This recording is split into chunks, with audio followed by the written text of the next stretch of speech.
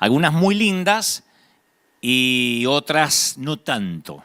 Algunos que hemos leído las Escrituras sentimos decepción la primera vez que vamos a Israel. No es algo que se cuenta mucho en público, pero es algo que me tocó vivir y que me consta que lo han vivido otros hombres y mujeres de Dios que han ido por primera vez. Porque uno trata de ver el lugar original y se encuentra con todo lo opuesto. A excepción de, no sé, el mar de Galilea o lo que es estrictamente topográfico, el hombre lo ha tapado casi todo. Entonces, donde vas, solo ves cortinas, insignias, iglesias, cuadros pintados, catedrales, basílicas, y después por todos lados hay velas, velas, velas, más velas, incienso, tanto que a veces el lugar original está completamente cubierto. Esto no es a desmérito de Israel ni de la Tierra Santa. Volvería a ir muchas veces porque no deja de ser un lugar maravilloso.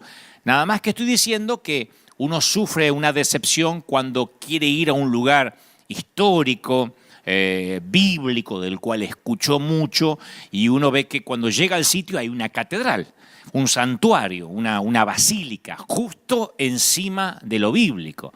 Tú te imaginas que vas a ir a Belén y ver un pesebre, y no, hay una basílica. Te imaginas que vas, no sé, al monte de la tentación y vas a ver un monte. No, hay una iglesia. Entonces, uno va ansioso por caminar a esos sitios del que tanto escuchamos y hay una basílica o una iglesia repleta de imágenes. Y la gente toma fotografías de los adornos, de las imágenes, de los tapices. Hay numerosos íconos y el crecimiento de siglos y siglos de veneración, pero se pierden lo más importante. Entonces, cuando yo recordaba esto, pensaba que a nosotros en la vida cristiana nos puede suceder lo mismo. Podemos tener una computadora repleta de videos cristianos o en nuestro celular, estantes llenos de libros espirituales y hasta hace muy poco una agenda llena de servicio a Dios en el templo, pero nunca debemos confundirlo con lo más importante, que es una cercanía pura y sincera con Jesús. Yo digo siempre que mi deseo, desde que comencé a predicar siendo un muchachito, mi deseo siempre fue que cuando la gente me vea o me escuche, la sensación que le quede es que Jesús y yo pasamos tiempo juntos, mucho tiempo juntos. Porque cuando uno pasa tiempo juntos con alguien que ama, con un amigo, se le pegan cosas, ¿no? Uno se va como amalgamando en el carácter del otro. Así que siempre esa fue mi intención, que la gente pueda ver a Cristo reflejado en mí. No es que tenga un complejo mesiánico, ni mucho menos. Pero siempre digo, es maravilloso que la gente diga, este estuvo con el Señor. Se nota que pasa tiempo con Él. Y quizá tú llevas años en el Evangelio y asististe a un montón de congresos y escuchaste decenas de profecías. Y entonces, por definición, eres un seguidor de Cristo Jesús, un cristiano fiel, pero cuando la gente te ve no necesariamente dice estuvo con el Señor. Incluso conocidos seguidores de Dios, como Gamaliel, por ejemplo, en las Escrituras, en un momento estuvieron desenfocados. Jesús le dice a un grupo de estos seguidores, que no podemos decir necesariamente que eran carnales o necesariamente opuestos a Jesús, pero Él les dice a este grupo de seguidores en Juan 5:39, escudriñen las Escrituras, porque a ustedes les parece que en ellas tienen vida eterna, pero ellas son las que dan testimonio de mí. Y no quieren venir a mí para que tengan vida. Le está diciendo, ustedes tienen las Escrituras y ahora están con el autor de las Escrituras. Es como decir, no, estoy muy inmerso en lo que el autor escribió y me pierdo que tengo al autor delante. Ustedes creen en las Escrituras, pero no hacen caso o hacen caso omiso al que revelan justamente las Escrituras. Pasa que estar desenfocado no significa necesariamente que Jesús está distante. Generalmente son nuestros ojos los que están muy abrumados como para no ver a Jesús. Como dijo alguien, no es destrucción lo que provoca nuestras preocupaciones más grandes, es distracción. Si quieres saber lo que es valioso para Dios, tienes que fijarte siempre en lo que el diablo falsifica. obtener una relación pura y sincera con Jesús, yo creo que es algo más que anteojos Gucci falsificados en China o relojes Rolex en Tijuana. El anzuelo preferido del diablo funciona mejor apenitas fuera de la corriente principal. Como dije hace unos cuantos domingos atrás, cuando apenas nos movemos del modelo. El anzuelo del enemigo es a pocos centímetros del objetivo, apenas paralelo a lo bíblico. Por eso los que se van desviando y van perdiendo esa relación con Jesús no se dan cuenta que se están desviando, que se están apartando de la verdadera senda. Es el anzuelo titulado Evangelio complicado, ¿no? Ese mito que trata de convencernos de que mantenernos santos es tan complicado que la mayoría de la gente solo puede lograrlo yendo 2 semanas a un congreso, o que solo puede ser santo una semana después que vino del congreso o después que el pastor le oró. Entonces, caminar cercano requiere un régimen religioso que implica ir a la iglesia todas las semanas y tener muchas actividades en la iglesia. Entonces uno dice, bueno, así es como yo camino cerca de Jesús. Y seguir todas esas reglas parece que define a los buenos cristianos. Ahora, es fácil confundir nuestra vitalidad espiritual con nuestra actividad espiritual, que no es lo mismo. Uno puede estar lleno de actividad, sirviendo al Señor, y resulta que el servir a Dios es su ídolo. Está lejos de Dios, del Dios al que dice servir. Pero nosotros por años, cuando digo nosotros, digo la iglesia, calificamos nuestra madurez según lo que hacemos. Cuán seguido vamos a la iglesia, a cuántos estudios asistimos cada semana, si tenemos una célula, cuánto trabajo hacemos como voluntario en la iglesia. Entonces nos hacemos vulnerables ante las distracciones del enemigo cuando medimos nuestra relación con el Señor con la vara equivocada. ¿Me explico? O sea, la iglesia nos califica según lo que hacemos, en vez de hacerlo según nuestra relación con Cristo, nuestra relación íntima con Él. Y ahí nos transforma en corderos mudos, en ovejas clonadas, en personas que nos tienen que controlar de cerca para medir nuestra santidad. El apóstol Pablo, él mostró una marcada diferencia en esta forma de pensar. El hombre al que Dios escogió para redactar la mitad del Nuevo Testamento lo resume en un mandato que dice: no dejes que el diablo te desvíe de lo puro y sincero de caminar con Jesús. O sea que Jesús no vino a complicar el evangelio, vino a simplificarlo sin comprometer la pureza, claro, sin comprometer la santidad. En el pasado los maestros religiosos, con el fin de retener el control de la gente, sacaron a Dios del alcance de la gente común, que es muy parecido a lo que sucedía en muchas de nuestras congregaciones poquito antes de la pandemia. Cuando comenzó esta pandemia, un ministro, que no voy a decir quién, es amigo, muy preocupado me llamó y me dice: che, ¿viste lo que está pasando? Así no vamos a poder controlar a las ovejas, yo no las puedo controlar.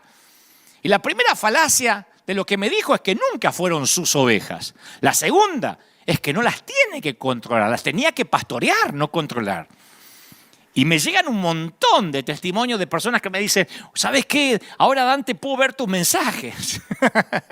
Porque antes mi pastor o mi líder me prohibía verte, porque decía que eras ecuménico, eras un apóstata. Por darte un ejemplo, no es que ver mis mensajes necesariamente te hace caminar con Jesús.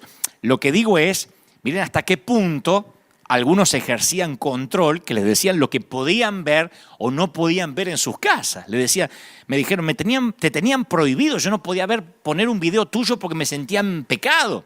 Entonces, yo conozco líderes que daban por sentado que sus ovejas eran tan débiles y tan codependientes que ejercían una dictadura, un régimen en lugar de un liderazgo sano, un régimen en lugar de un pastorado.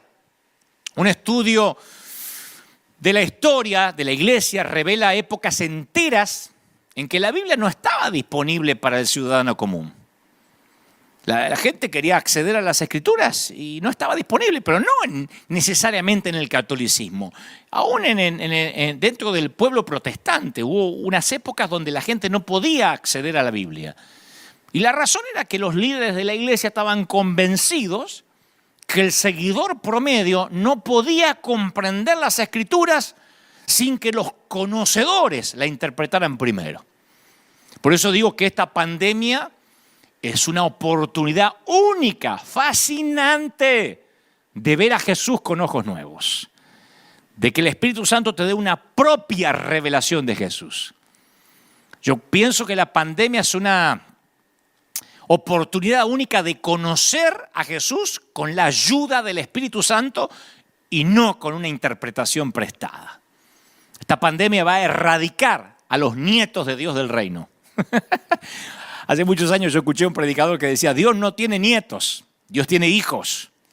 Por más que algunos vean a Dios como un abuelito, no tiene nietos, Dios tiene hijos. Nieto es el que escucha lo que dice el hijo. No, Dios tiene hijos con relación directa. Entonces los nietos, los que han vivido de espiritualidad prestada, con esta pandemia van a tener que aprender a vivir como hijos.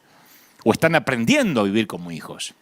Yo estoy convencido que esta temporada, que por cierto es muy álgida, muy especial, entre otras cosas, es para comprobar la legitimidad de los cristianos.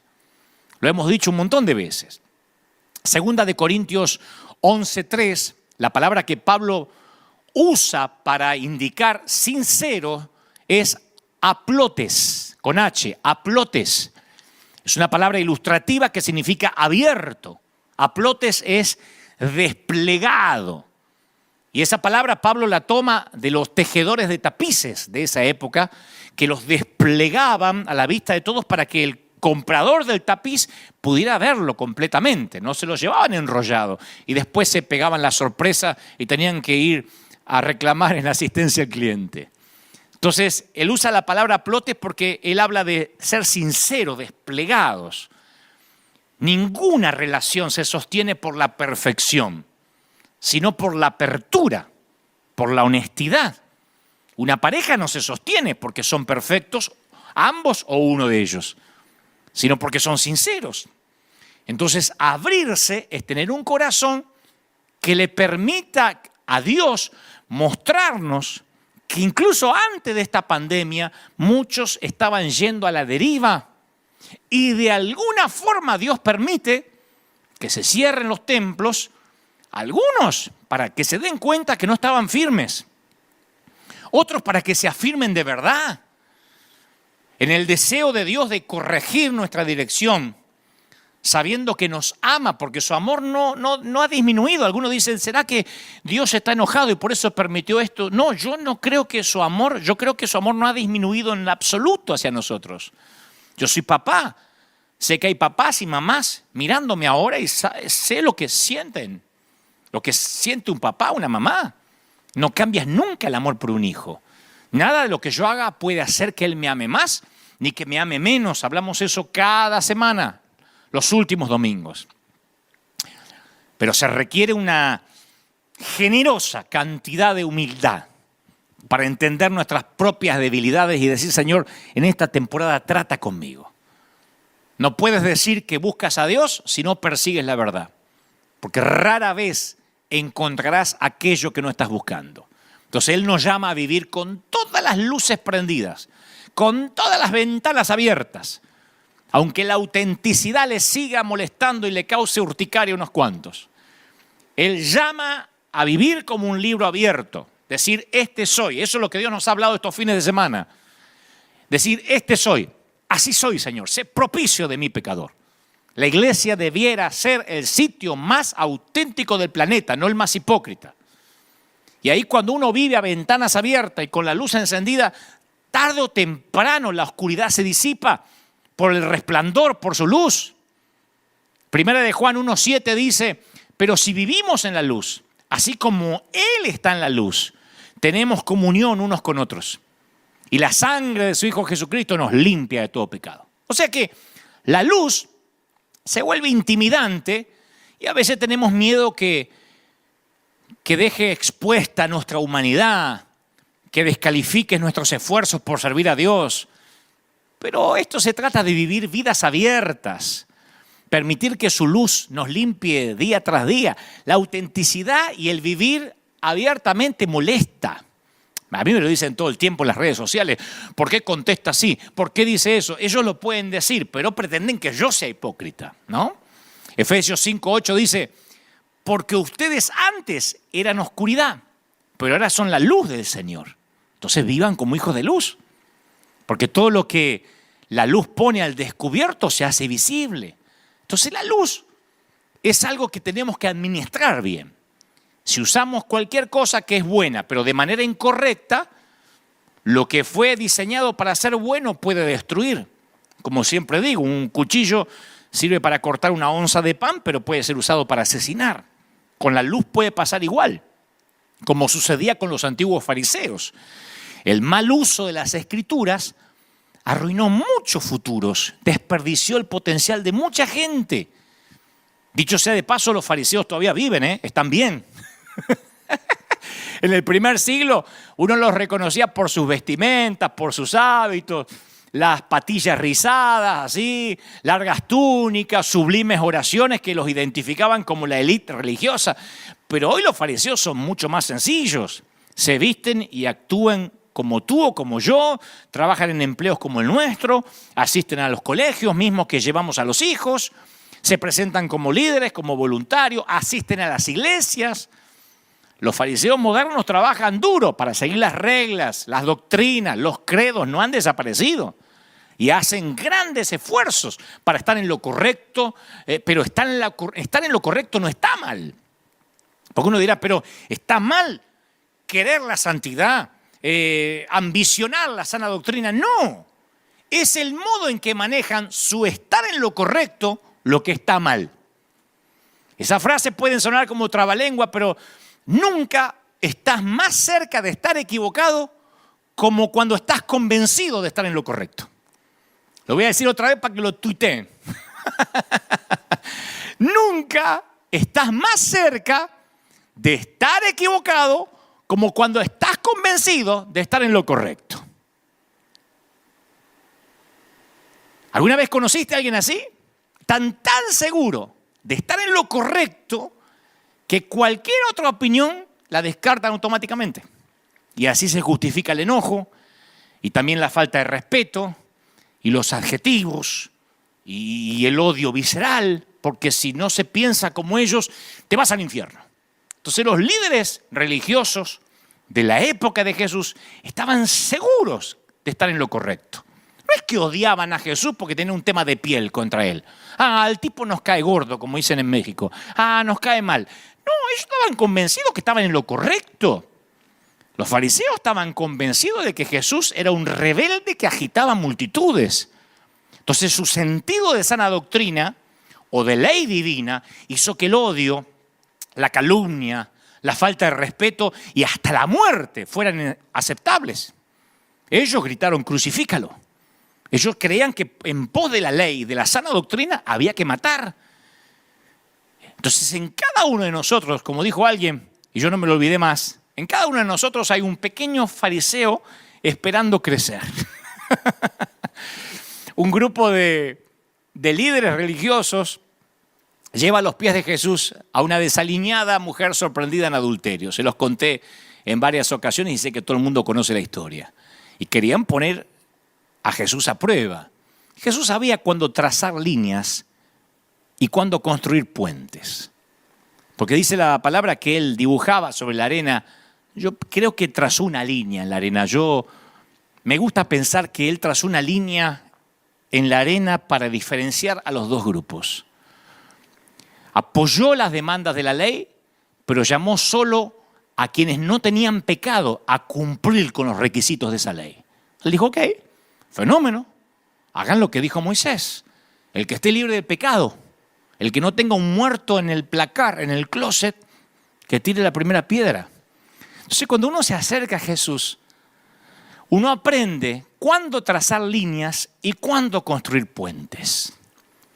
Y yo quiero que el que tenga oídos que oiga, como decía el Señor. Porque si ignoras esto, vas a trazar una línea donde deberías construir un puente. O vas a construir un puente donde deberías trazar una línea. Un síntoma, a mi humilde criterio, del fariseísmo es cuando comenzamos a juzgar a otros según sus actos, pero a nosotros nos juzgamos según las motivaciones. Yo dije esto el domingo pasado. Bueno, el otro está haciendo mal, pero yo no lo quise hacer. Bueno, el otro es un chismoso, pero yo lo conté para que estemos orando. Bueno, aquel murmura contra el pastor, pero lo mío es desahogo en familia. Entonces le cambiamos la semántica a lo que hacemos nosotros para que no suene a pecado, pero al otro le ponemos la letra escarlata de pecado, ¿no? Ese es el primer síntoma. Juzgamos al otro por lo que hace y a nosotros por lo que en realidad queríamos hacer. No es lo que quise hacer. Un segundo síntoma es cuando estamos convencidos de que a Dios les disgustan o les molestan las mismas personas que nos disgustan y nos molestan a nosotros. Si a mí no me cae bien, a Dios tampoco le cae bien. Si a mí el tipo no me gusta cómo se viste, porque tiene el pelo parado, porque se puso un arete en la nariz, a Dios también le repugna porque a mí me repugna. De allí que surgen las doctrinas a veces ridículas. Esa música no le agrada a Dios, porque primeramente no le agrada al pastor. Entonces, si el pastor cree que la música rock es del diablo, él dice, Dios me dijo que el rock es del diablo, y no lo mueve de ahí. El segundo síntoma es cuando decimos lo que nos gustaría que Dios dijese. Dios no tiene problema con que cada uno tengamos los gustos. El problema es que cuando hacemos de nuestro gusto personal una doctrina.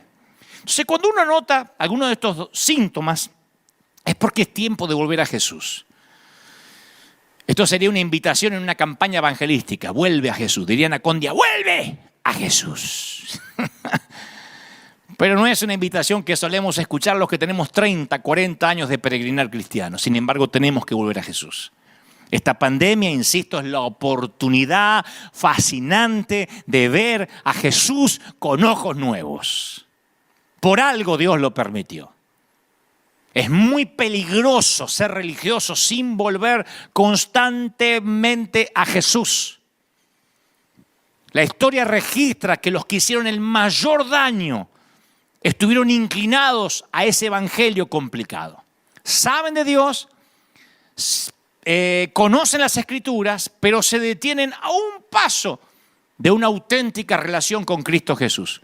Conocen la Biblia de portada a portada, pero cuando los ves tú no dices, oh, este estuvo con Jesús, se parece a él. No, saben lo suficiente como para calmar sus conciencias y justificar sus actos de matar a los infieles.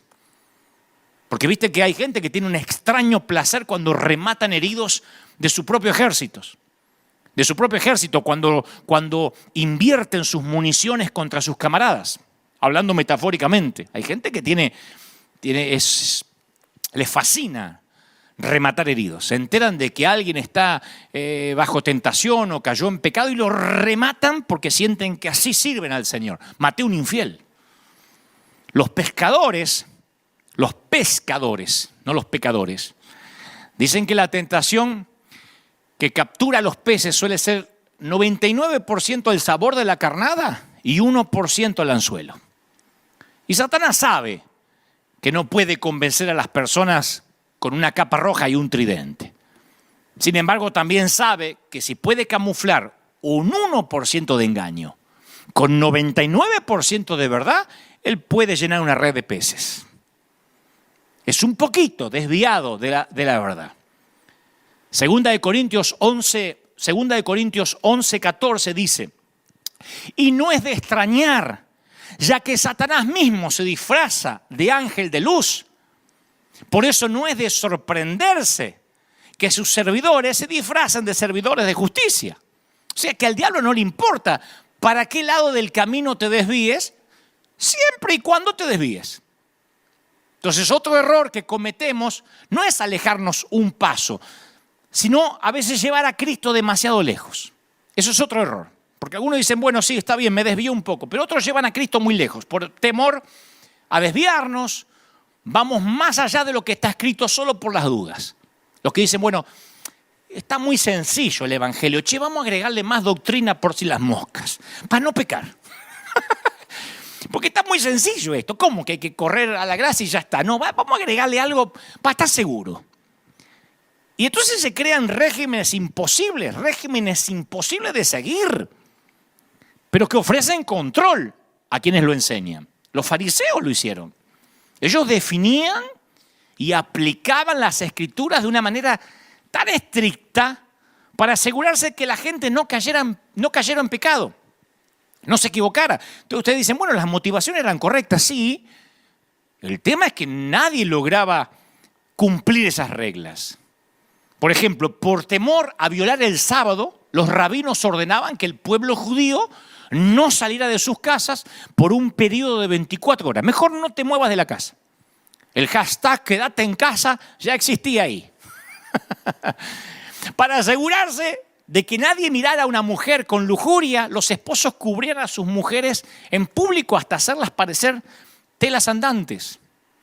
Había otros que se llamaban los judíos sangrantes, que eran los que se ponían vendas en los ojos, que hasta el día de hoy están en Israel, yo los vi. Le dicen sangrantes porque se tropiezan con las columnas, con las paredes, pero ellos prefieren estar sangrando, llenos de moritones, antes de tentarse con alguna turista que a lo mejor está usando pantalón o una falda corta. Ustedes dicen, qué exagerado. Pero no hemos cambiado mucho. Tenemos hasta el día de hoy infinitos debates sobre lo que se puede, sobre lo que no se puede. Como dije el domingo pasado, evaluamos el comportamiento, las actividades de los otros como si nuestro don espiritual, nuestro llamado fuera a juzgar la madurez de otros creyentes. Esta semana, José Luis Rodríguez, el famoso cantante, el Puma, a lo cual tenemos una amistad de años, porque allá en el año 1997 me llamó por teléfono, habló con el presidente de la nación de ese entonces de mi país para que yo comenzara en televisión sin tener ninguna obligación. Él movió sus contactos, sus influencias. Yo le debo siempre esa conexión divina y además es un hombre al que quiero mucho. Estuvo a punto de morir hace relativamente poco por un efisema pulmonar, tuvo trasplante de los pulmones. En ese desafío que tuvo, en ese encuentro casi con la muerte, tuvo un reencuentro con el Señor muy fuerte que me consta. Y hace poco publicó un libro y me dice, querido Dante, ¿me ayudarías a publicitarlo? Es un libro donde cuento mi historia, mi testimonio. Entonces yo publiqué en las redes esta semana que el Puma había sacado un nuevo libro. Yo digo, pobre Puma que no haya leído los comentarios, porque 10 de cada 10, 9 era que primero se reconcilie con sus hijas. Que ese hombre, antes de llenarse la boca, le pida perdón a las hijas. Que ese hombre, como está, se va al infierno. Lo condena la mayoría. Como si les constara a la gente la vida privada del hombre. La mayoría opinando por lo que vieron en una revista de Chimento o por lo que dieron en el programa de Chimentos. Entonces, en una recomendación de una página cristiana, yo pedí que la gente iba a decir que bueno, alguien que estuvo oliendo la muerte regresó y ahora da testimonio. No, que se reconcilie con sus hijas, decían todos los que seguramente tienen una familia perfecta y que les consta qué pasó en la casa del Puma y que ellos no le van a perdonar al Puma. De hecho, ya lo están mandando al infierno a menos que ellos vean una foto que les certifique que perdonó a las hijas. Yo ni sé qué pasó con las hijas. Soy amigo del Puma, pero ni me importa, es su vida. Ahora, si yo supiera que yo voy a llegar al cielo y el Señor me va a decir, Dante, ¿te ocupaste de que el Puma perdonara a las hijas? Ahí sería mi preocupación.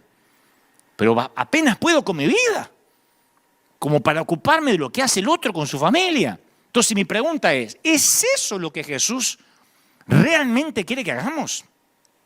Insisto, esta pandemia es la oportunidad fascinante de ver a Jesús con ojos nuevos. Pablo reconoció esa tendencia de ir más allá de lo que decía Jesús.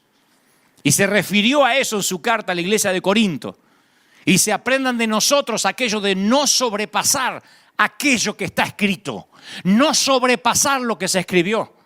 Para que ninguno se vuelva arrogante en favor del uno contra el otro. Primera de Corintios 4:6.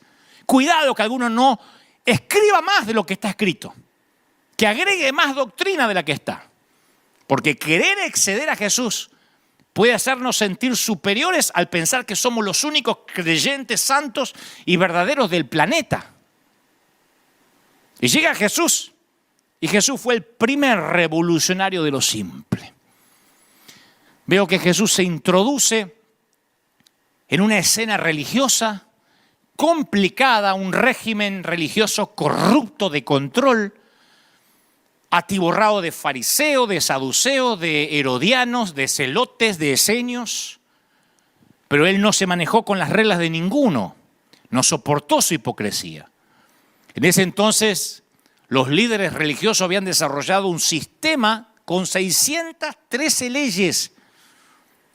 Eligieron ese número porque era la cantidad de letras que había en el texto que contenía los 10 mandamientos. Dijeron, bueno, vamos a hacer 613 leyes. Y hallaron las 613 leyes, o el respaldo para esas 613 leyes, en el Pentateuco, en los primeros 5 libros del Antiguo Pacto. Dividieron la lista en mandamientos afirmativos, hagan esto, y mandamientos negativos, no hagan aquello otro. Había 248 mandamientos afirmativos, uno para cada parte del cuerpo según la interpretación. Y 365 mandamientos negativos, uno para cada día del año. Luego subdividieron esa lista en mandamientos vinculantes y mandamientos no vinculantes. Entonces pasaban los días debatiendo si esas divisiones eran exactas, catalogándolas, mandamientos en cada división. Llega Jesús, que tiene la capacidad de tomar lo complejo y simplificarlo. Y los fariseos dicen, vamos a debatir con este. Si es un verdadero Mesías, va a saber debatir. Porque el objetivo de los tipos era humillar a Jesús delante de la multitud. Entonces eligen al más sagaz que había entre ellos, especialista en leyes, para abordar a Jesús. Y delante de todos le dice, hey, a tu criterio, ¿cuál es el mayor mandamiento de la ley? Le estaba diciendo de los 613, que para empezar a ver si te lo sabes, ¿cuál es el más importante? Y el Señor responde, ama al Señor, tu Dios, con todo tu corazón, con toda tu alma, con toda tu mente. Ese es el primero y el más importante. El segundo se parece a ese. Ama a tu prójimo como a ti mismo.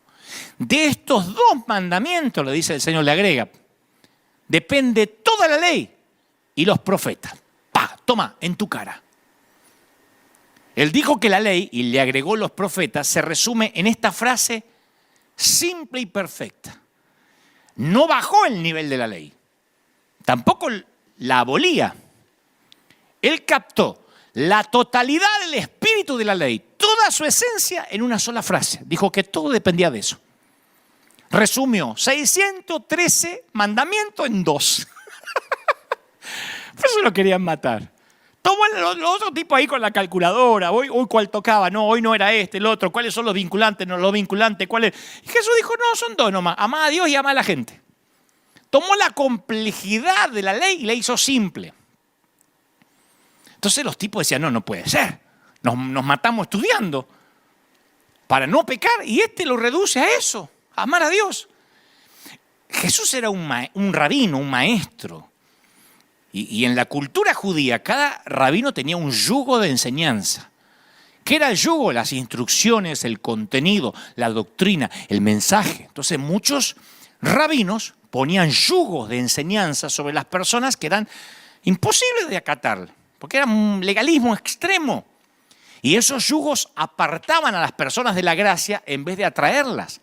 Esos yugos oprimían y agotaban a las personas. Entonces un día Jesús le dice a la multitud, en Marcos 11:28, se vengan todos los que están cansados y agobiados. Es como que si hoy dijera, los que en esta pandemia están aburridos en la casa y ya no soportan ver las mismas caras, vengan, ¿quién no vendría? Carguen con mi yugo y aprendan de mí, que soy apacible, humilde de corazón. Aparte, mi yugo es liviano, suave, mi carga es liviana. O sea, su enseñanza estaba en abierto contraste contra los rabinos de la época. Porque él no te ofrecía una larga serie de doctrinas, reglas, rituales, reglamentos. Él ofrecía gracia. ¿Qué ofrecía Jesús? Una simple relación con Dios. Y muchas de nuestras iglesias, poquito antes de que estallara la pandemia, estaban atiborradas de actividades. tanto que la gente le costaba hallar al simple y poderoso mensaje de Cristo. Amarlo a Él y amar al prójimo. Las iglesias están tan saturadas, o estaban hasta hace muy poco, tan saturadas de cosas que muchas personas estaban ocupadas en hacer la iglesia en lugar de ser la iglesia. Hasta escuché por ahí que algún ministro vago en algún momento inventó la frase: se calcula que 1 hora de sermón es igual a 8 horas de trabajo forzado. Lo inventó un vago con la excusa de trabajar 1 hora a la semana. El Señor dijo: mi yugo es fácil. Ahora resulta que para ellos predicar son 8 horas de cargar bolsa en el puerto. Vamos, seamos serios. Alguien se inventó eso para decir: epa, no subestimen que yo predico. Está bien, es una gran tarea predicar, pero no podemos compararla con 8 horas de trabajo levantando paredes. El Señor dijo: mi yugo es fácil. Mateo 23, Jesús le dijo a los fariseos que eran como un vaso decorado, pero que por dentro está sucio, sin higiene. Les dijo que eran como sepulcros pintados, ataúdes de lujo.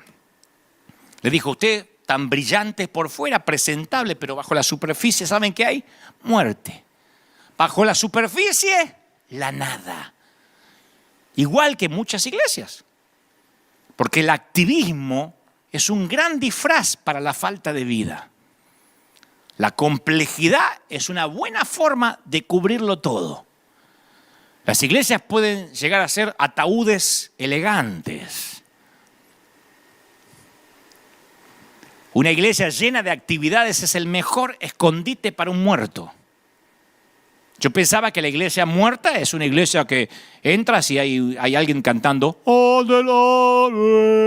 Dice: ¡qué muerto! No hay alabanza. No, una iglesia muerta puede ser una iglesia con alabanza, con candela, con sabor, a azúcar, todo bailando, con mucha actividad, y ahí están escondidos los muertos. Una gran actividad no produce cambios en la vida. Da la impresión de que suceden cosas, da la impresión de que hay vida. Tiene nombre de que vive, pero está muerto. Un voluntario de una congregación me comentó hace poco, dice: en esta pandemia me di cuenta que estaba muerto. Que hasta los mensajes de mi líder, de mi pastor, yo lo escuchaba y me entraba por acá y me salía por allá. Pero seguía yendo a la iglesia porque ahí servía. Y era líder. Entonces llegaba, me ponía a servir, a veces 4 cultos por día, sirviendo, y yo pensé que eso era relación con Dios. Y ahora que empezó la pandemia, que se terminó el servicio, no sé ni orar. Ahora que no tengo un pastor o un apóstol que me hace repetir al que está a su lado la frasecita, no sé ni cómo relacionarme con Cristo. Entonces es lógico que hemos perdido terreno no a pesar de nuestra actividad, sino debido a nuestra actividad. Pero en esta temporada los corderos dejaron de hacer silencio. Los corderos decidieron qué leer. Los corderos decidieron qué escuchar. Los corderos decidieron qué pensar, qué interpretar. Empezaron a discernir que el evangelio era mucho más simple en contra de un sistema, de un régimen legalista. Insisto, esta pandemia es una oportunidad fascinante para ver a Jesús con ojos nuevos, para decir: bienvenido al evangelio simple. Algunos no tienen idea ni lo que haría Jesús, ni cómo es Jesús, por eso no se parecen a Jesús. Me doy cuenta cuando me dicen: eso no haría Jesús.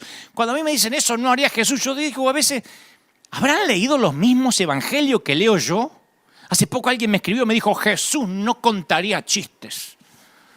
Yo digo: ¿habrán leído los mismos evangelios que yo? Que lo describen a Jesús realizando su primer milagro en una boda, dando apodos a sus discípulos, ganándose la reputación de hombre comilón y bebedor de vino. ¿Por qué creen que se ganó esa reputación? Porque le sacaron una foto tomando Coca-Cola. O sea, no estoy haciendo una apología al alcoholismo. Digo, si decían es un comidón y bebedor de vino, es que pasaba días en fiesta también.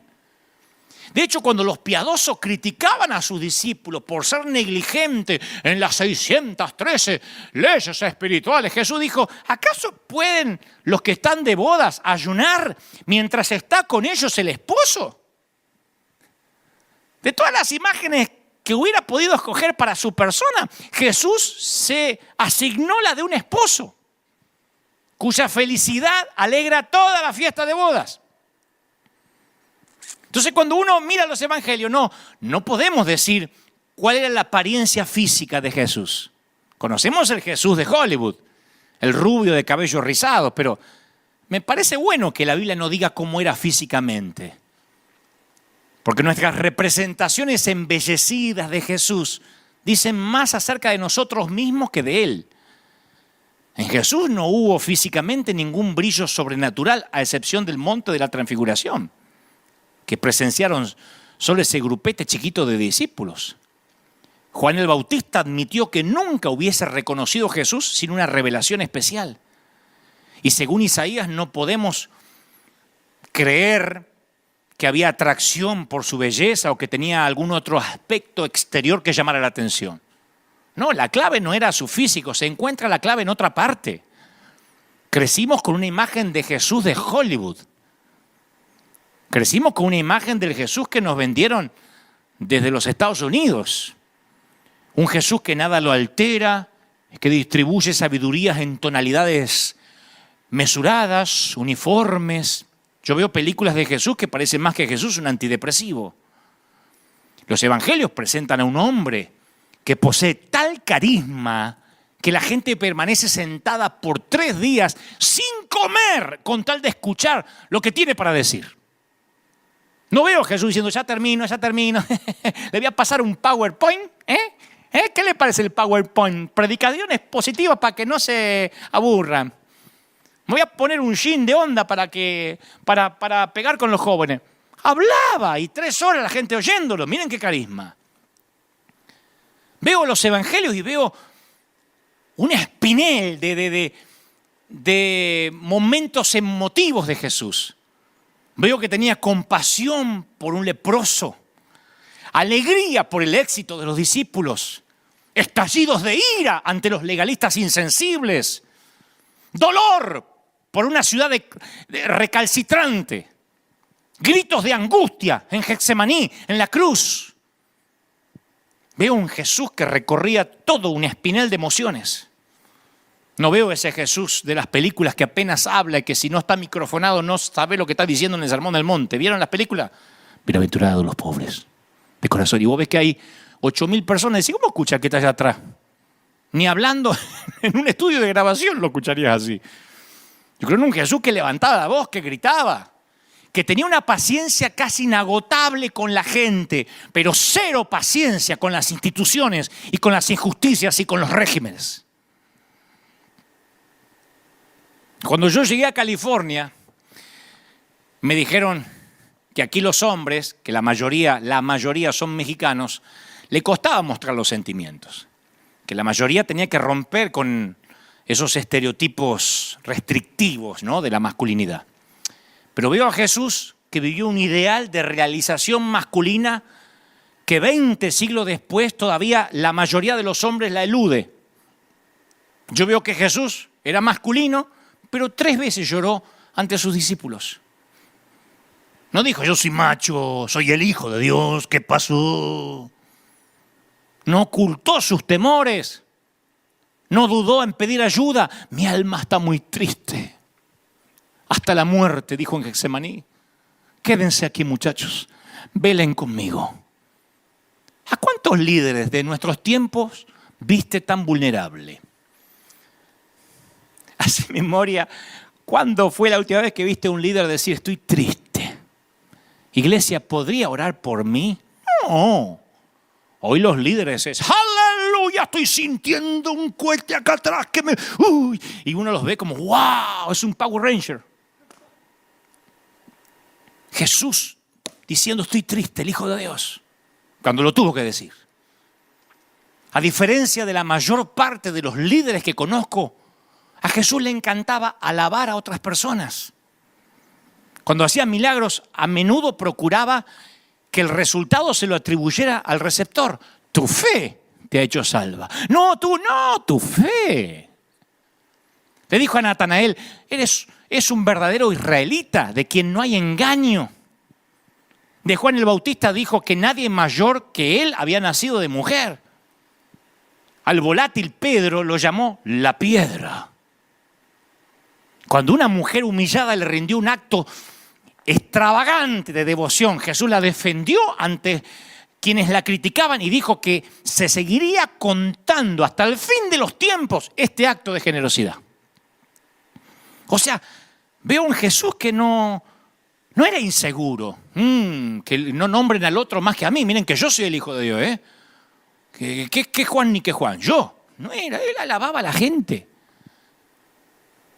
Los evangelios muestran a un Jesús que establecía intimidad de inmediato con las personas que conocía. Ya fuera que hablara con una mujer junto a un pozo, con un líder religioso en un jardín, con un pescador junto al lago. Estas personas se acercaban a Jesús, cruzaban 2 o 3 palabras y ya le revelaban sus secretos más íntimos. Y no era porque Jesús los hipnotizaba. Revélame lo que te pasa ahora, como si fuera un Walter Mercado.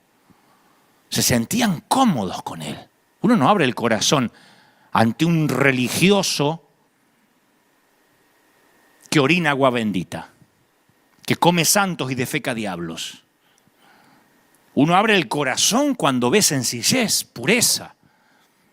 La gente de la época acostumbraba a mantener distancia de los rabinos, de los hombres santos.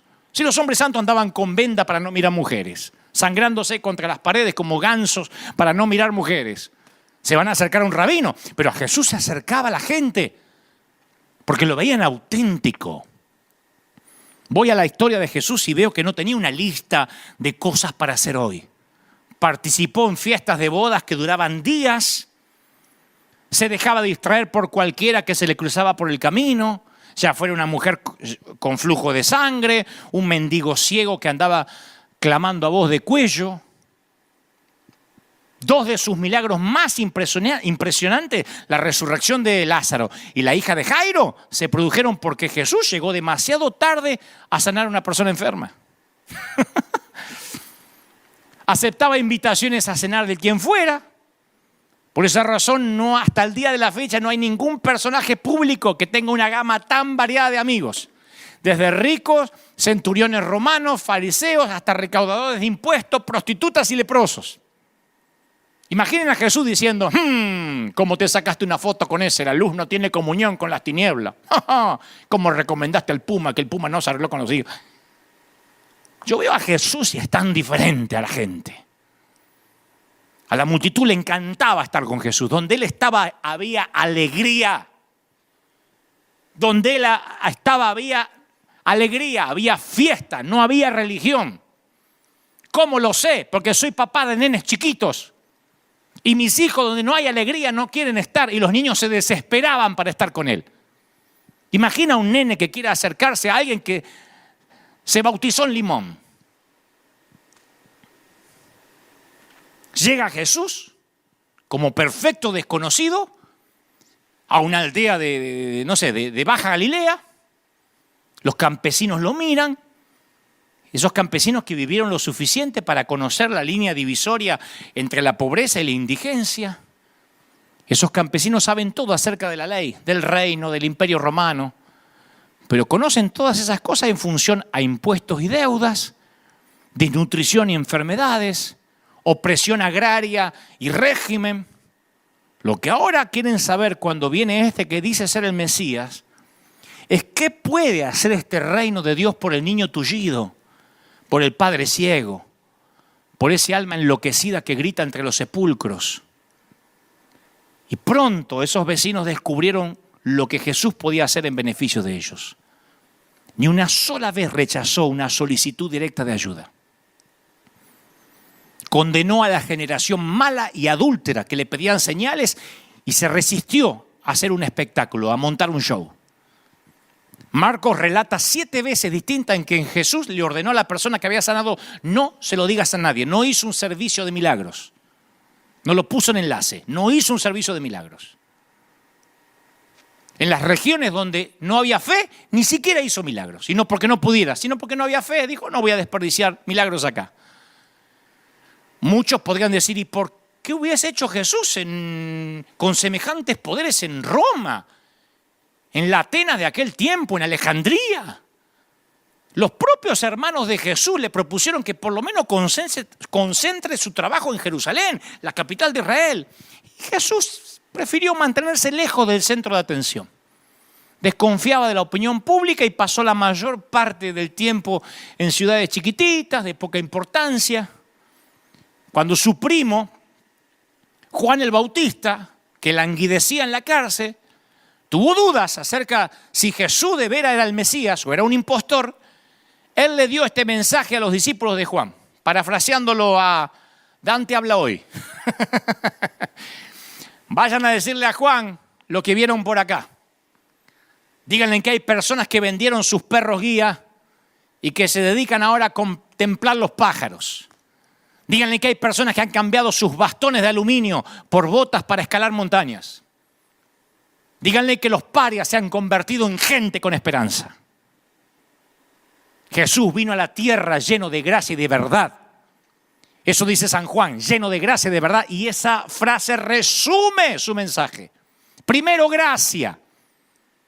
A diferencia de quienes trataban de complicar la fe y de petrificarla con legalismo, Jesús predicó un sencillo mensaje: Dios te ama y tienes que amar a Dios. Punto. Sin razón alguna. Él dijo que Dios nos vino a ofrecer su amor sin costo, sin condiciones, sin 613 leyes, pagado por la casa. La casa paga. ¿Cuándo fue la última vez que fuiste a un restaurante y te dijeron, la casa paga? Te comiste todo y vino el mozo, el camarero, y dijo, tranquilo, la casa paga. ¿Cuándo? A mí me ha pasado que alguien me invitó de otra mesa, pero que la casa paga. Acá la casa paga. Pecaste, la casa paga. Y a pesar de este énfasis en la gracia, nadie pudiera acusar a Jesús de suavizar la santidad de Dios. Porque estos días también me llenaban de mensajes, vos no hablás de la santidad. Él, ¿cómo que no? A ver, Jesús, había 613 leyes y más antes que viniera Jesús. Si uno malinterpreta el mensaje de la gracia, piensa, vino Jesús y dijo, no importa lo que haga, viví como quiera. Él niveló al homicida con el chismoso. Jesús niveló al adúltero con aquel que solo fantasea con una mujer con mirarla. O sea que van todos presos. Él niveló al ladrón con el que solo codicia con robar. O sea, del punto de vista de Jesús, complicó la ley. Porque los tipos decían, yo no, hombre de una sola mujer, yo no robo, yo no adultero. Dijo, bueno, pero son chismosos, celosos, envidiosos, da lo mismo. Sed vosotros perfectos como vuestro Padre que está en los cielos perfecto. Son palabras de Jesús, no de Moisés. Así que Jesús estableció una norma que nadie tampoco iba a poder cumplir. Los obligó a todos estos santurrones a correr a la gracia. Al nivelar al chismoso con el homicida o al celoso con el fornicario, obligó a que todos los religiosos necesitaran gracia por más 700 leyes que cumplieran. Lo mismo que pasa ahora. Ay, ¿cómo puede ser que el fulano de tal parece que se divorció? Yo tengo la familia ideal, las pongo en Instagram todas las navidades. Chismosa, lengua bífida, poniendo toda la diarrea verbal en cuanto pueda en cualquier red social de cualquier hombre de Dios.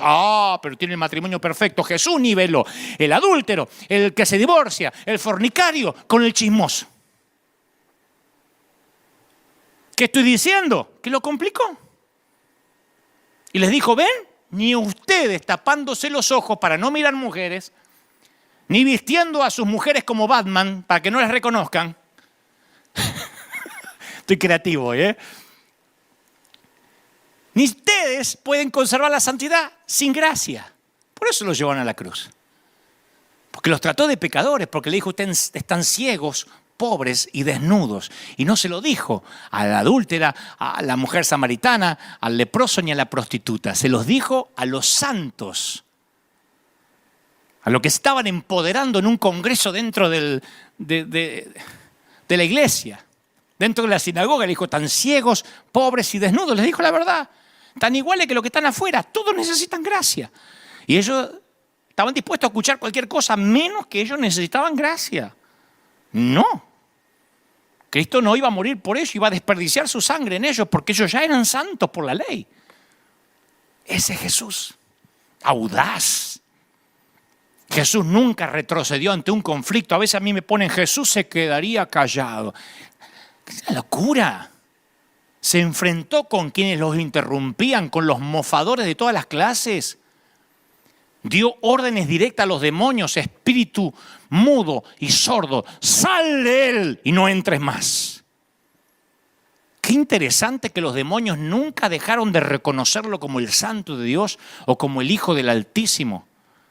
Qué interesante que quienes pusieron en duda su identidad fueron los fariseos. Un demonio es mucho más sabio que un religioso, siempre. Mi problema no son los demonios, porque los reprendo y listo. Y aparte los demonios saben a quién temblar. Un demonio siempre es mucho más sabio que un religioso.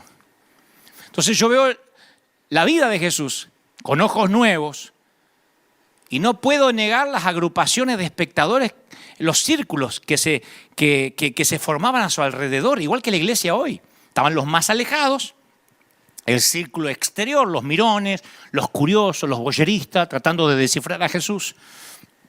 Esa multitud servía para proteger a Jesús, porque los enemigos decían, el mundo entero va tras él, no podemos detenerlo. Así que esa multitud, de alguna forma, eran utilitarios a Jesús. Eran los mirones, los que estaban ahí, ni tan comprometidos para acercarse mucho, ni tan indiferentes como para irse demasiado lejos. Sobre todo los patriotas judíos que estaban deseosos que Jesús anunciara una revuelta contra Roma, ¿no? Y Jesús, me di cuenta que nunca toma en cuenta a ese grupo periférico. Nunca va a buscar al que mira de lejos. Algo más cerca, había un centenar de seguidores sinceros. Algunos eran compañeros de viaje, se habían unido, dice las Escrituras, después del arresto de Juan el Bautista. Los discípulos de Juan se quejaron de que todos se habían ido con Jesús. Y como rechaza la popularidad, Jesús dirige la mayor parte de sus comentarios no a las masas, sino a los que buscan la verdad. Y entonces veo en las Escrituras que constantemente empuja hacia un nivel más profundo de compromiso con palabras que ponen a la gente siempre a decidir en encrucijadas. No pueden servir a dos señores. Sirvan a Dios o sirvan al otro. No pueden servir a dos. Tienes que amar a tu enemigo, colocar la mejilla otra vez, tomar la cruz. ¡Oh! Y esa última frase, tomar la cruz, no era una metáfora, Junto a los caminos de Palestina, los romanos acostumbraban a crucificar a los peores delincuentes como una lección práctica para los judíos. ¿Qué clase de imagen mental iban a crear en sus mentes esos seguidores con semejante invitación? Tomen la cruz. Querían una revuelta contra Roma, no una procesión de mártires. Y Jesús repite más de una vez, el que haya su vida, el que la quiere proteger la va a perder. El que pierde su vida a causa de mí la va a encontrar. Y el círculo más cercano de seguidores, los 12, se jactaban que estaban dispuestos a hacer ese sacrificio. Sí, Señor, nosotros estamos dispuestos. Y Jesús le dice, ustedes no saben lo que están pidiendo, che. ¿Podéis beber del vaso que yo voy a beber? Podemos, dicen estos. Y a diferencia de otros rabinos, Jesús escogió a su círculo íntimo de discípulos en vez de dejar que los cogieran a él. Era tal el magnetismo de Jesús que con poquita frase lo persuadían a que abandonaran sus trabajos, sus familias y se le unían. Ustedes no van a ver que les predicaba 2 horas y media para convencerlo, tenía un equipo de seguimiento, 3 te llamaban en la semana para rematar la venta. Él te llamaba así, dice, sígueme, y dejaban las redes. Mirá qué magnetismo.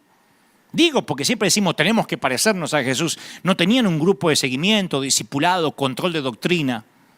2 parejas de hermanos, Santiago y Juan, Pedro y Andrés, trabajaban juntos en barcas de pesca, los invitó, abandonaron el negocio después que Jesús les dio el día de pesca de más éxito de toda su vida. Decirle a un empresario hoy que llega Jesús, hace que la empresa empiece a facturar a lo loco y dice, ahora déjale venir. ¿Estás loco vos? Ahora no. Pedímelo cuando la empresa esté fundida, no cuando me vaya bien. Todos menos Judas Iscariote provenían de la provincia natal de Jesús, Galilea. Judas era de Judea, lo cual hasta demuestra cómo se había extendido la reputación de Jesús. No había redes sociales. Y a mí me desconcierta la extraña mezcla de estos 12, porque de eso también tiene que ver con ver la Biblia con ojos nuevos. Tiene que ver con esos corderos improbables, con esos ungidos menos pensados, con esa gente rota. Simón el Celote pertenecía al grupo que se oponía violentamente a Roma. Mateo era recaudador de impuestos. Lo había contratado el gobernante marioneta de Roma. No veo a ningún estudioso como Nicodemo, ni un tipo rico que bancaba, que soportaba el ministerio como José de Arimatea, que formaran parte del grupo de los 12. Hoy José de Arimatea sería parte del board oficial, si es el que tiene plata. Metieron la mesa chica. Hay que mirar muy a fondo para encontrar alguna capacidad de liderazgo en estos 12. De hecho, el rasgo más característico de los discípulos parece que era el espíritu de estupidez. Era el único que los mancomunaba. Jesús le vivía diciendo, ¿hasta cuándo voy a estar con vosotros? ¿Hasta cuándo os voy a soportar? ¿Cómo tengo que decírselo? Lean esa frase de Jesús. ¿Cuántas veces os tengo que decir? ¿Qué tengo que hacer para que me entiendan? Me hace acordar a mí cuando tenía que dar alguna directiva a la iglesia, a los líderes, pero ¿cómo lo tengo que poner con manzanitas? Y después veo a Jesús y digo, pobre, también Jesús tuvo que pasar por eso. Mientras está tratando de enseñarles a servir a los demás, pelean acerca de quién se va a sentar al lado de él en el cielo. Y esa limitada fe a veces exaspera a Jesús. Terminaba un milagro y ya estaban preocupados cómo iba a hacer con el otro. Bueno, está bien, pudo alimentar a 5.000, pero ¿va a poder a 4.000? Casi siempre había una nebulosa de duda que separaba a los 12 de Jesús. Yo digo, ¿por qué invierte Jesús tanto en esos aparentes perdedores? ¿Por qué le da voz a esos corderos? Marcos dice por qué. ¿Por qué Jesús escogió a los 12? Este es el Evangelio, este es el resumen del Evangelio. La razón por la cual Jesús escogió a esos aparentes 12 perdedores. Para que estuviesen con Él y para enviarlos a predicar, dice Marcos. Ese es el Evangelio. Señoras y señores, bienvenidos al secreto más escondido de la Biblia. El secreto de la sencillez del Evangelio. Para que estuviesen con Él y para que prediquen. Eso es el Evangelio. Para que estuviesen con Él. Jesús nunca trató de ocultar su soledad y su dependencia de los muchachos. No los escogió como siervos, sino como amigos. Lo dijo, como amigos. Les he revelado lo que un amigo revelaría, lo que escuché de mi Padre. Compartió alegría, risa, dolor, los buscó en tiempos de necesidad. Esos muchachos se convirtieron en su familia, en su madre, en sus hermanos, sustitutos. Renunciaron a todo por Él y Él renunció a todo por ellos. Los amaba pura y llanamente. Para que estuviesen con Él. ¿Para qué somos salvos? Para estar con Él, no para hacer iglesia. Para estar con Él. ¿Cuánto hace que no estás con Él? 2, para enviarlos a predicar. Jesús sabía que iba a estar poco tiempo en la tierra y que el éxito final de su misión dependía no solo de lo que consiguieran solo 3 años, primero con los 12, después con los 11, luego los miles y después los millones, y que esos millones iban a hacer extender el Evangelio a las 4 esquinas del mundo antiguo. Lo que veo es que estos tipos, estos discípulos eran tan comunes, tan corrientes, y eso me da esperanza a mí. Adelante, Miguel Gebel, me da esperanza. Porque Jesús no los escoge por su talento innato, por lo perfecto, porque seguían las 613 leyes. Cuando Jesús vivió en la tierra se rodeó de personas comunes. Algunos no lo comprendieron bien. Algunos no ejercieron poder espiritual. Y otros se comportaron como adolescentes mal educados, y eso incluye a sus discípulos. Escogió a 3 seguidores, los hermanos Santiago, Juan y Pedro, que recibieron las reprimendas más fuertes. Y 2 de ellos llegarán a ser los líderes más importantes de los primeros cristianos.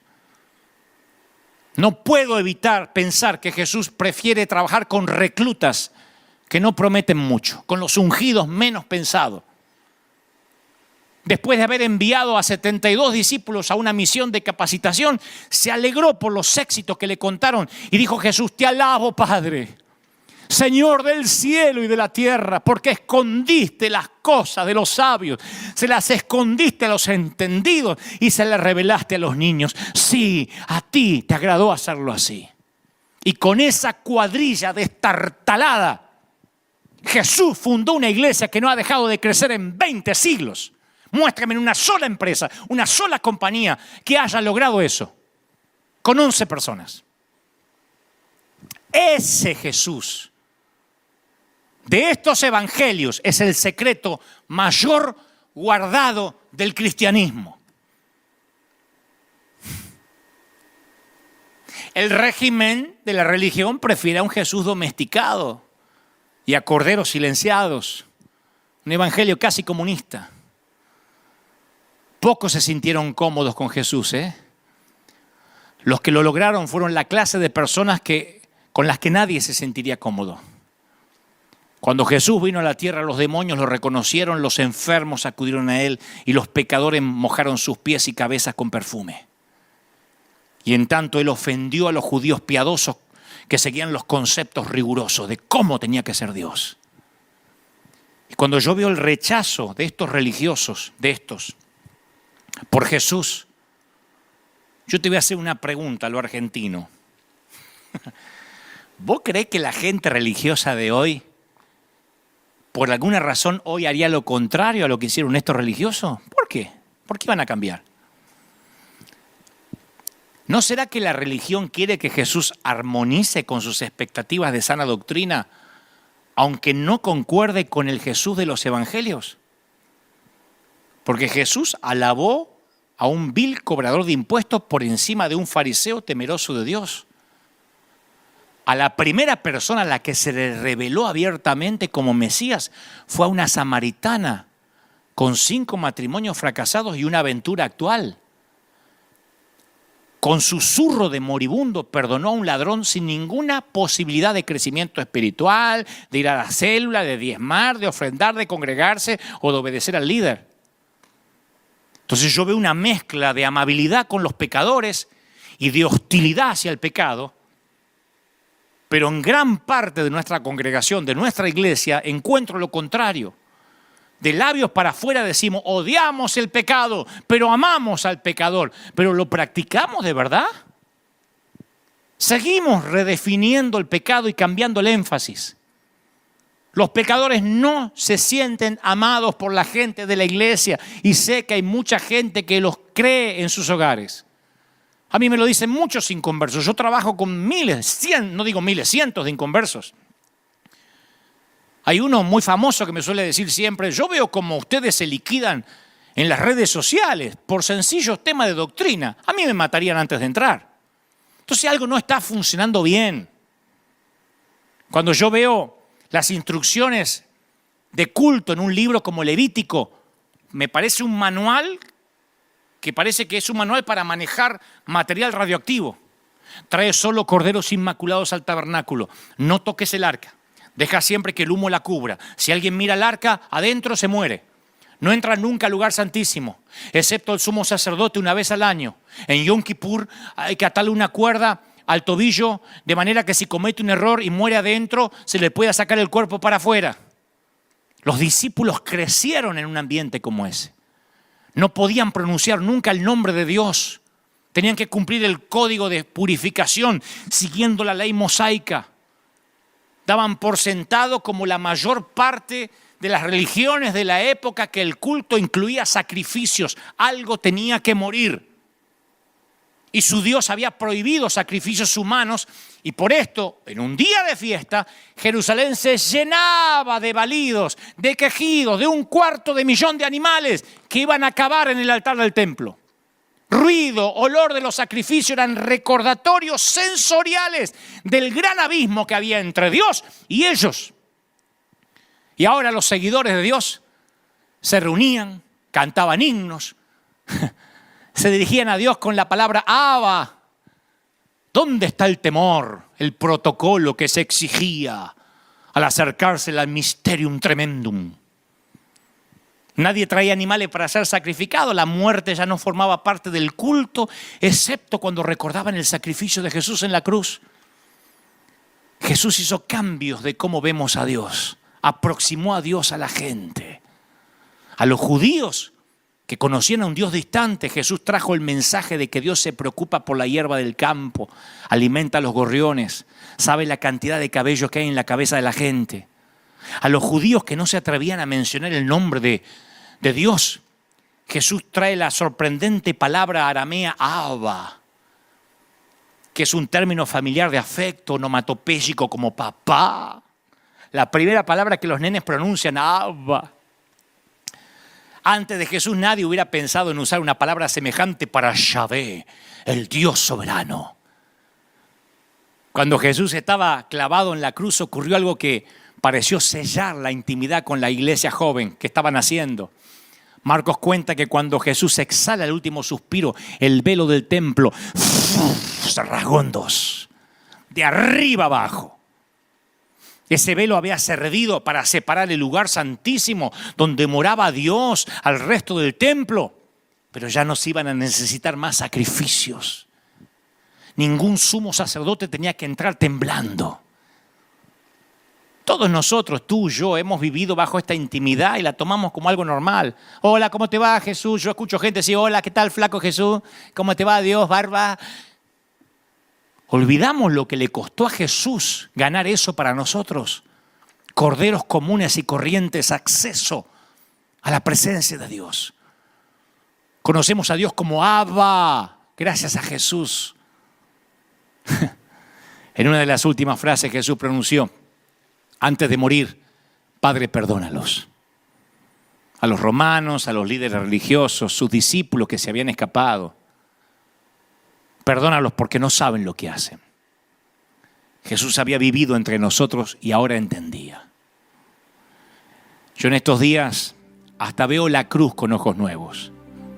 Yo pensaba ayer, ¿qué hizo que los cristianos tomaran ese instrumento de ejecución como símbolo de fe? ¿Por qué no hacer todo lo humanamente posible para eliminar ese recuerdo? Hubiéramos podido insistir en la resurrección y mencionar la cruz como una lamentable acotación en la historia. ¿Por qué la cruz se convertiría en el núcleo principal de la fe? Él no necesitó decir, haced esto en memoria de mí acerca del Domingo de Ramos, el Domingo de Resurrección.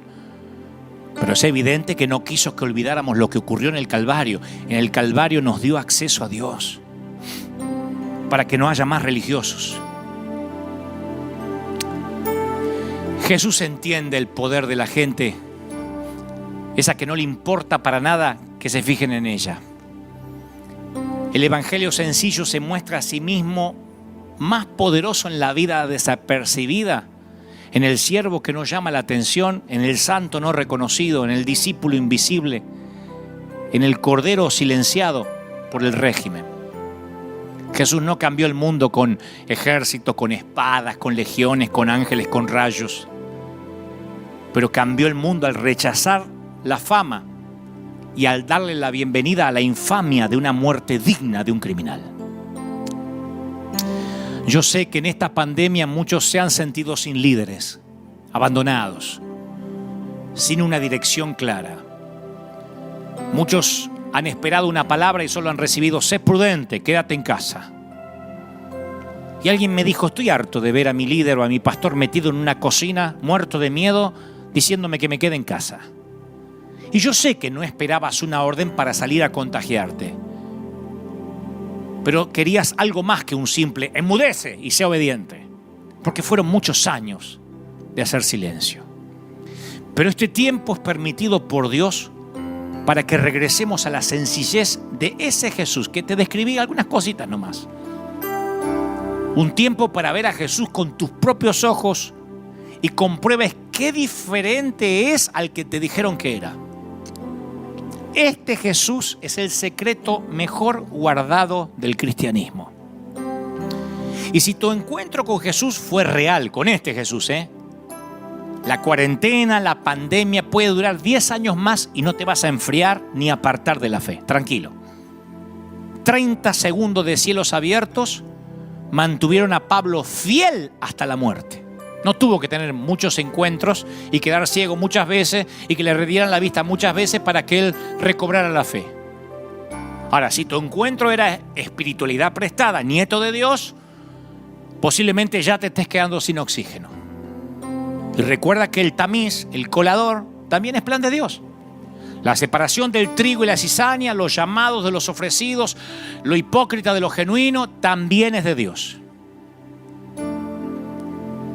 En la película sobre Robin Hood, dirigida por Ridley Scott y que protagonizó Russell Crowe, se hace referencia a la fuerza que tendría contra la injusticia la movilización de la gente normal, de los corderos. Y hay una frase: levántate una y otra vez hasta que los corderos se conviertan en leones. Es el lema que queda escrito en la piedra y en su propia espada. Levántate, álzate una y otra vez hasta que los corderos se conviertan en leones. Y yo espero que de esta pandemia surja una revolución de los moderados, de los corderos que han estado siempre silenciosos y se han dedicado a obedecer de forma sumisa, sin siquiera decir: Señor, ¿es este mi lugar? ¿Es este el Cristo que debo conocer? Yo oro que surja la rebelión del evangelio simple, que se atreva a ir en contra de los que te dijeron incluso a quién podías escuchar y a quién no podías escuchar. Un evangelio que vaya en contra de los fariseos que te quisieron transferir su propio odio. Los fariseos que te transfirieron sus propias envidias solapadas sin que te dieras cuenta. Se tienen que levantar subversivos que miren con ojos nuevos a Jesús. Rebeldes que nunca más se dejen alimentar por palabritas de gente que simplemente le dice palabras positivas. Se tiene que levantar un ejército de gente que no repita lo que otros les dicen que tiene que decir. Que no te digan que estás empoderado cuando en realidad estás controlado. Depende de nosotros si nos vamos a convertir en leones o no. Señoras y señores, esta pandemia no solo trajo enfermedad y muerte. Esta pandemia tuvo algo positivo, tiene algo positivo. Le puso punto final al silencio de los corderos. Y yo sé que hay mucha gente muy madura de ese lado. Lo que pasa es que te habían hecho creer que no. Gente que va a buscar a Dios por su propia cuenta. Gente que está teniendo un encuentro real estos días, pero no por mi mensaje. Lo está teniendo en su habitación, en su recámara, leyendo las Escrituras. Dios permita que vuelvan los templos abiertos pronto, pero si no ocurre, Dios levantará un ejército de gente que dejó atrás esos tiempos de estar mudos, esos tiempos de obedecer sumisamente sin siquiera pensar si realmente estaban siguiendo al verdadero Jesús. Es tiempo de volver al evangelio sencillo. Es tiempo de volver al evangelio simple. Di conmigo: Señor Jesús, te recibo como mi suficiente Salvador. Entra en mi vida. Anota mi nombre en el libro de la vida. Perdona todos mis pecados. Gracias, Señor, por este encuentro real contigo. Quiero conocerte más. Quiero estar cerca del secreto mejor guardado. Jesús, ayúdame a conocerte más. Entra en mi corazón. Caminemos juntos. Hagamos juntos este viaje. Perdona mis pecados. Yo no puedo hacerlo ni cumpliendo todas las leyes del mundo. Dile al Señor: necesito tu gracia. Dile, vamos. Líderes, pastores, ungidos, dígale: necesito tu gracia. Dile como dijo el Señor en Getsemaní: estoy triste, necesito tu gracia. Bendito sea el Señor. Y quiero orar por todos los que ahora han decidido hacer un nuevo compromiso con el Señor. Como decimos cada domingo a la gente de nuestra congregación, a los que son de la congregación virtual de otras partes del mundo, yo quiero que te pongas de pie a donde estés, con tus papás, con tu mamá, con tu abuelo, con tus hijos, con tus nietos. Vamos a terminar orando. Vamos a pedir en los últimos minutos del servicio de hoy que Dios bendiga tu entrada, tu salida, tu acostarte, tu levantarte, te bendiga en el campo, en la ciudad, tus horas de trabajo, tus horas de descanso. Que Dios haga brillar y resplandecer tu rostro, pero que sobre todas las cosas conozcas al Jesús real. Sobre todas las cosas, los corderos nunca más se queden callados y digan: yo no descansaré hasta que Cristo se revele a mí. Y el Señor sale a tu encuentro ahora. ¿Puedes sentirlo? El Señor está saliendo a tu encuentro ahora. Yo oro por los que están ahora mirando en sus casas, en sus hogares. Oro por los que están cansados de luchar, los que dicen: Señor, no puedo más. Ha sido una pandemia demasiado larga. Son 5 meses de lucha. He perdido empleo. Estoy en crisis matrimonial. El Señor me dice: gente rota, por ti es que di mi sangre en la cruz del Calvario. No te confundas. Yo no vine por los sanos. Yo no vine por los santos. Yo vine por los enfermos y por los pecadores. Te ama el Señor. ¿Cómo no te va a amar el Señor? ¿Cómo va a perder el interés en ti si, como dije la vez pasada, Él te tiene esculpido en sus manos? Oro por los que están ahora en distintas partes del mundo. Oro por los que han bajado los brazos. El Señor me muestra gente triste, gente que decía: yo no califico. Durante semanas el Señor me dice: habla de mi gracia, porque la religión ha quitado la gracia de los templos. Y el Señor dice: he aquí, yo te perdono. Sé que hay gente que se va a enojar con este mensaje. Sé que hay gente que va a decir: es liberalismo. Pero el Señor me dice que te diga que el Espíritu Santo traerá convicción de que esto es palabra de Dios. He transmitido lo que creo, Él me ha dicho que diga. No he agregado, no he quitado. A lo que creo es la revelación de Él. Y ahora yo oro para que el Espíritu Santo llegue a lo más profundo de tu ser. Los que están en casa, los que están orando, los que están clamando conmigo. Vamos, es tiempo, dice el Señor, en que la gloria, mi gloria, haga habitáculo en tu habitación, en tu recámara, en la sala, en el patio, donde me estés mirando. Oro por todos los países de nuestra América, los países de Europa, Asia, África, Oceanía. Ahí está el Señor, un viento de otra parte soplando, Dios, sobre los que habían perdido la fe, sobre los que habían perdido la esperanza. Me dice el Señor que te diga: no te entregues, no bajes los brazos, no te rindas, gente rota, ungidos menos pensados. Te ama el Señor.